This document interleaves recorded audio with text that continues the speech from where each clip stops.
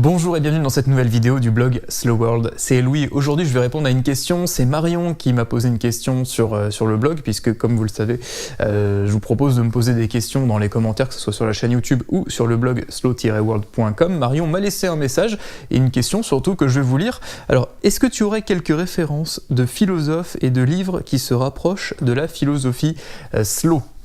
Waouh, Marion, j'ai l'impression de repasser le bac avec toi. Non, je rigole. Écoute, merci beaucoup pour ta question. Et pour être très sincère, de philosophes qui se rapprochent de la philosophie slow, là comme ça, qui me vient en tête, j'ai René Girard, puisque j'ai parlé de lui dans la clé numéro 17. Lui, il a développé la théorie mimétique. Alors attention, moi j'ai pas lu ses livres, j'ai surtout regardé beaucoup d'interviews et quelques conférences. Mais non, j'ai pas lu ses livres, donc te les conseiller, ça serait quelque part te mentir un peu. Après, comme j'adhère un peu à ce qu'il propose, en tout cas pour ce qui est des interviews et des conférences, je pense que ces bouquins peuvent être tout aussi intéressants. Après, si tu m'autorises la catégorie sociologue, je peux naturellement te proposer Carlo Petrini, qui est le fondateur de Slow Food. Je sais qu'il a écrit quelques bouquins. Et après, au niveau des livres contemporains, là je vais t'en proposer 3 qui sont vraiment en lien avec la philosophie slow, et je te propose de les lire dans cet ordre-là, et tu vas comprendre pourquoi.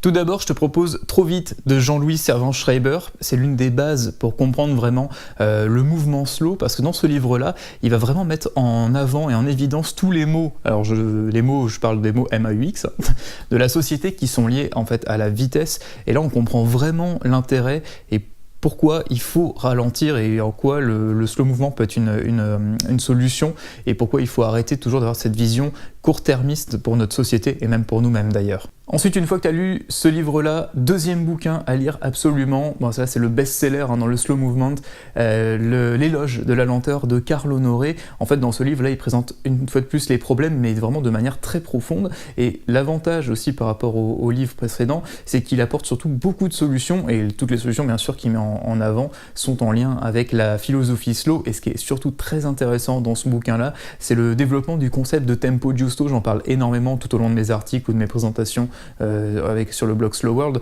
mais vraiment le tempo giusto pour moi c'est vraiment la clé qui fait qu'on peut réussir une société en mode slow. C'est vraiment le terme finalement apporté pour le côté lucide, discernement, et c'est vraiment très important de l'intégrer. Et tout ce bouquin-là est vraiment axé autour du tempo giusto, et c'est vraiment très intéressant. C'est pour ça que c'est le deuxième livre ensuite, après le premier là que je t'ai proposé, qu'il faut absolument lire pour bien intégrer le slow movement, surtout que bon, il apporte déjà des solutions, donc ça c'est vraiment top canon. Et troisième livre que je te propose de lire éventuellement, c'est donc suite à ces deux-là, c'est La Slow Attitude de Sylvain Ménétré. Alors ça c'est un peu plus cool à lire puisque c'est un peu un genre de dictionnaire de la philosophie slow. Il présente vraiment tous les mouvements de la philosophie slow. Ça va vraiment du slow food au slow gardening, donc le jardinage, ou le slow business, le slow management. Enfin honnêtement, il y a une multitude de ramifications slow qu'il y a dans ce bouquin. Tout est expliqué. Alors il y en a certains qui sont vraiment expliqués sur plusieurs dizaines de pages, d'autres c'est vraiment sur quelques lignes, mais en tout cas on a une vision vraiment très large du mouvement slow et toutes les possibilités qui s'offrent à nous, sans compter qu'on peut encore en trouver d'autres. Lui il s'est arrêté sur un certain nombre, mais il en existe encore d'autres qu'il n'a pas forcément mentionné, mais c'est hyper intéressant à lire parce que en fait finalement ça ouvre vraiment nos chakras à fond sur la philosophie slow. Donc ça c'est le troisième bouquin que je te conseille. Alors pourquoi dans cet ordre là? Parce que le premier va vraiment te faire intégrer toutes les notions et tous les paramètres de pourquoi il est important d'arrêter de la vision court-termiste. Le deuxième ça t'apporte beaucoup de solutions, et le troisième c'est vraiment une vision à presque 360 degrés sur la philosophie slow. C'est pour ça que je te conseille de les lire dans cet ordre là. Voilà Marion, écoute, je te remercie beaucoup pour ta question encore une fois, j'espère que ça aura servi à beaucoup de monde. Si tu veux encore plus de bouquins, bah écoute, je te propose simplement d'aller sur le blog Slow World dans l'onglet bonus, et ensuite tu as un petit sous-onglet références. Là je liste les livres que je lis au fur et à mesure. Alors il y a des livres qui sont vraiment à fond sur le slow, d'autres qui n'ont rien à voir, comme par exemple sur l'aïkido, mais quelque part ça a un lien, c'est pour ça que je les lis et que je les mets dans les références. Et puis voilà, donc n'hésitez pas, si vous avez d'autres questions, vous pouvez me les poser dans les commentaires, que ce soit sur cette vidéo ou sur mon blog.